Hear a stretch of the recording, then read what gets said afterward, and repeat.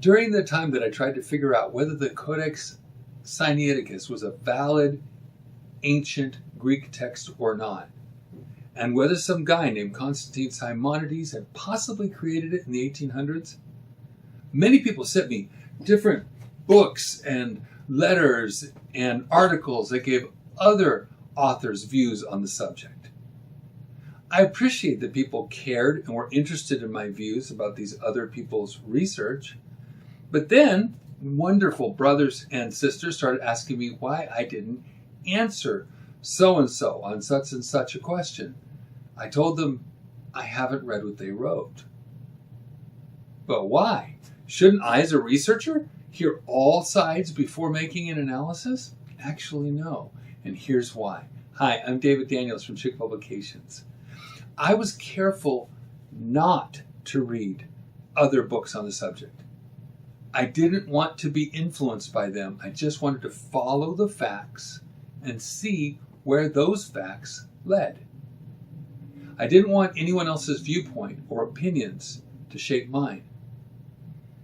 Once I finished the second book on the Sinaiticus, I could then read the books and articles other people have written about the Sinaiticus issue and Constantine Simonides. If I read someone else's analysis first, here's what could happen. 1, I could simply fall in line with the author's conclusions or statements, then forget to check them for myself. That's how I got to believe the Sinaiticus was ancient in the first place, and why I had discounted the idea of Simonides or anyone else authoring it in the 1800s. 2, I could disagree with them and then waste a lot of time trying to respond to their argument rather than letting the evidence speak for itself.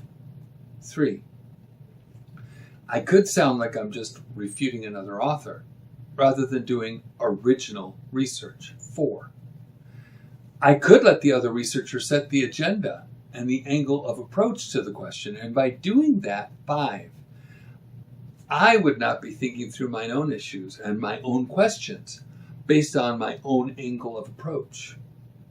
It would be one perspective instead of 2. I didn't want any of those things to happen.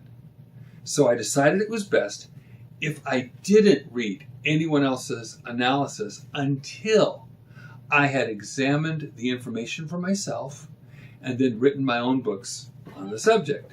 Once I had fairly well covered the issue, then it would be okay to start reading another's perspective. By that time, I would have the actual source information in my head, not the opinions of the other writers. And perhaps I could by that time have found answers to the very questions that others were asking. I might have already answered most of the questions by simply examining and presenting the evidence. Now that I have finished, I am starting to read and review other books and articles that people have sent me.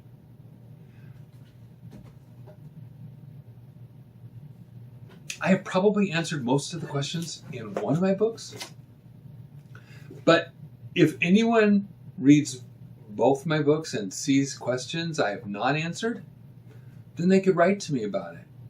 If enough people are interested in the answer, I might just make a video about it.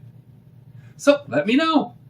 After you've read my 2 books, Is the World's Oldest Bible a Fake? And Who Faked the World's Oldest Bible?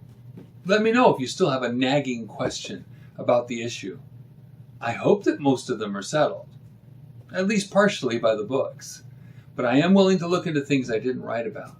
You can write me at dwdaniels@chick.com, dwdaniels@chick.com, or send messages via this YouTube video if you want. And if the issue is interesting enough to people, I would be glad to make a video on it. I hope this helps.